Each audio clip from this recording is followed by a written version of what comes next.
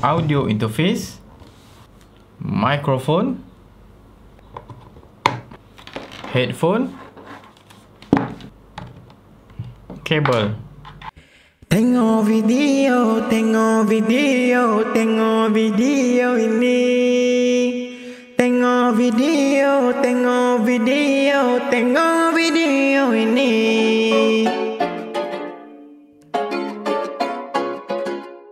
Okey.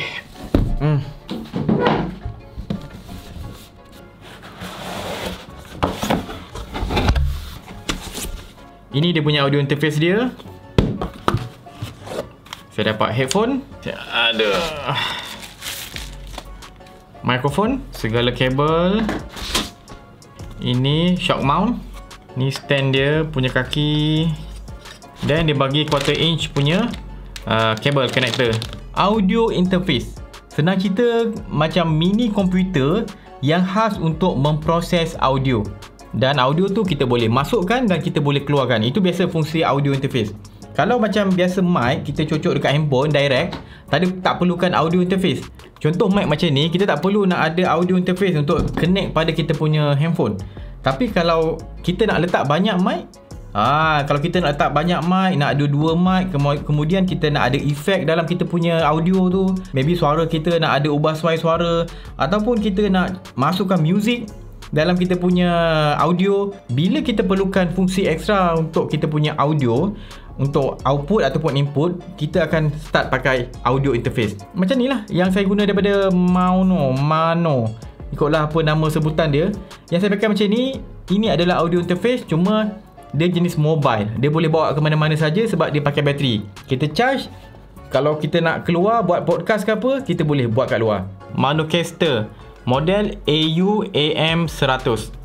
Dia pakai bateri, boleh mobile. Kalau tengok macam ni, maybe first time tengok akan pening sikit. Tapi kita ketepikan ni dulu. Tengok dia punya input dengan output. Pusing sikit. Dia ada mic input, ada dua, yang di mana kita boleh gunakan XLR punya mic yang kabel macam ni tu. Macam ni dia kabel XLR, kita boleh cocok dalam ni.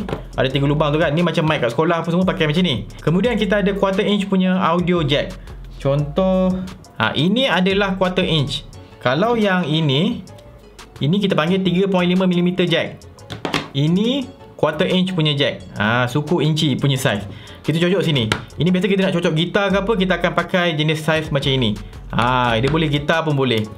Kita punya mic maybe letak kat sini. Okey, ada 2 input dan ada satu lagi input. Dia ada 3 input tapi sebenarnya ada 2 input je lah. 1 dan 2. 2 ni kita boleh bahagi 2. Sama ada kita nak pakai antara XLR ataupun yang quarter inch ni, ataupun kita nak pakai mic yang biasa macam ni, macam mic jack biasa kan. Kalau kita beli mikrofon yang cocok dekat kamera ke apa, kita cocok kat sini. Itu mic jenis yang pakai 3.5mm. Okey, phone input, audio input lagi, port 1 output, port 2 output. Ini untuk keluarkan hasil result daripada kita punya benda Allah ni. Kemudian ini monitor punya speaker. Kalau kita nak pakai pasang speaker, kalau contoh kita nak buat show ke apa, kita akan pakai monitor ni letak kat luar bagi orang lain dengar. Bukan kita dengar, orang lain dengar. Sebab kalau kita dengar, kita kena pakai monitor lain. Kita tak pakai monitor speaker. Speaker lain, speaker untuk dengar kuat. Dan biasanya speaker ni kita bukan nak dengar speaker yang besar tu. Kalau kita dengar speaker yang besar tu, mic kita dengan speaker tu akan berlaga-laga. Tu yang bunyi pening kepala kan. Jadi kita akan pakai output yang khas untuk mic dia. Jadi untuk elakkan benda tu berlaku, kita akan ada khas output untuk monitor setiap mic kita. Contoh ni saya punya mic satu. Okey, mic satu saya, dia punya output pun untuk monitor mic satu, khas untuk saya dengar. Contoh saya cocok saya punya monitor, headphone ni saya cocok. Okey, sebab satu set ni siap dengan headphone semua, saya cocok pakai dia punya brand je. Monitor settle. Sekarang dia punya mic. Saya ada mic ni, sama saya akan cocok kat situ. Mic satu. Okey, settle. Dekat output port ni, saya boleh gunakan yang kabel ini, yang TRRS ni ada 3 line ni kan. Saya boleh cocok sini tau. Tapi ini untuk cocok dekat handphone kita. Saya tak nak record kat handphone, saya nak record dekat saya punya direct kat kamera ni. Jadi saya tak boleh gunakan kabel yang dia bagi ni. Yang ada, nampak ni 3 line tu kan. 1, 2, 3 kan, 3 line. Itu TRRS. Saya perlukan kabel 2 line ni. saya perlukan 2 line sebab ini kamera biasa. Kamera biasa kita perlukan kabel TRS yang ada 2 line ni. Cuma untuk device ni saya perlukan 3 line untuk masuk dekat cocok kat sini. Sebab tu saya perlukan converter. Saya pakai 2 line ni convert kepada yang 3 line. 3 line ni cocok dekat saya punya ini.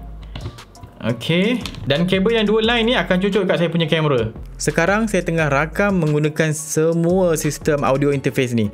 Yang ada audio interface, ada dia bagi mic satu, dia bagi headphone satu. Settle.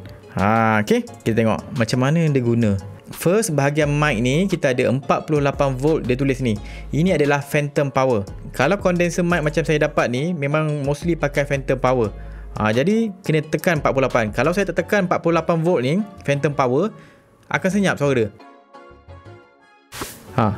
Dia tak ada suara kan? Sebab itu. Ini saya kontrol kekuatan mic saya. Hello. Dia lebih kurang. Ini saya boleh maksimumkan mic saya. Ini gain dia macam secara digital lah. Dia naikkan lagi. Ni phone input. Kita boleh kontrol phone input kita. Okay, contoh. Saya connect pada phone input ni. Ini. Okay, saya pun play. Tak kalau lagu kat sini tak? Okay, nampak? Saya boleh kontrol. Ini lagu daripada handphone saya. Kita nak pasang lagu ke, kita nak call dengan orang ke, boleh macam DJ tu kan. Kita boleh kat sini. Nampak saya naikkan. Okay. Alright. Okay, next. Kalau saya nak mute, saya boleh mute kan. Okay. Dan sini mungkin ada noise sikit kat saya punya mic ni kan. Saya boleh denoise kat sini. Nampak? Saya punya mic lebih clear. Input ni audio input daripada luar. Kalau kita ada MP3 ke apa, kita boleh letak kat sini. Kalau monitor ni saya punya keluar suara ni, saya boleh pantau nak kuat mana suara audio keluar kat saya punya telinga ni. Okay, yang saya dengar ni. Mungkin korang tak terjejas tapi saya boleh dengar kat sini. Ini dia punya pitch. Nampak tu, saya boleh tukar pitch saya. Test 1 2 3 1 2 3 ni normal. Ataupun pitch saya naikkan lagi. 1 2 3 1 2 3 1 2 3 1 2 3. Nama saya Wan Muhammad Syafiq. Okay, tepi kanan ni kita ada efek lagi. Banyak efek yang di sini. Female kita boleh tukar suara jadi perempuan. Tak pastilah perempuan tu macam mana suara macam ni. Male dia just deepkan lagi. Macam pitch tu dia bawahkan lagi kan. Baby ni untuk bagi suara bagi macam baby. Tak ada baby pun. Robot. Sidechain ni macam DJ sikit. Okay. Macam lagu tengah play sini. Bila saya cakap je dia akan hilang. Tapi bila dia macam ni dia okey balik. Sekarang kat tepi ni ada beberapa efek tau. Tapi efek ni tak loading pun. Dia tak load dalam ni. Saya kena masuk secara manual. Tapi yang ada tinggal kat sini satu saja. Ini punya efek. Kalau saya tekan dia bunyi macam macam kita menjarut kan. Macam kita kata walaupun saya kata je, tapi kita akan rasa macam menjarut kan. Okay. Then last ada panel atas ni mode. Contoh saya nak mode ni studio, KTV macam karaoke, church, hall, valley, room. Room ni dia ada reverb dia, style room punya reverb. Studio ni macam suara yang padat sikit. Okay, yang saya tertarik tadi yang korang dengar pada intro tadi, yang ini Elektron.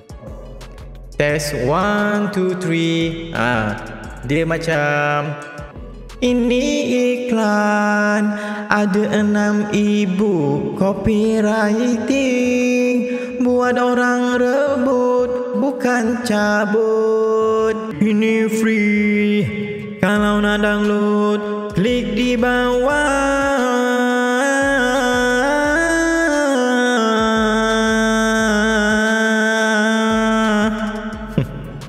Auto-tune lah. Dia auto-tune ikut kita punya range yang kita pilih. Contoh macam ni dalam A major. S 1 2 3. Lepas tu ni B1 tu. Okay, dah kurang, nampak? Efek dia dah tak ada, tinggal dia punya bergema echo je. Ini problem kat model ni. Dia macam pada peringkat awal dia saya boleh main dengan Elektron tu. Lepas tu dia dah tak ada dah. Efek dia dah tak mantap sangat. Dia dah macam ada efek yang boleh on, ada efek tak boleh on. Itu agak mengecewakan saya. So korang faham lah. Itulah dia fungsi audio interface. Ni cuma kalau beli yang ini harga 1000 lebih tak silap saya. Dapatlah satu set semua ni.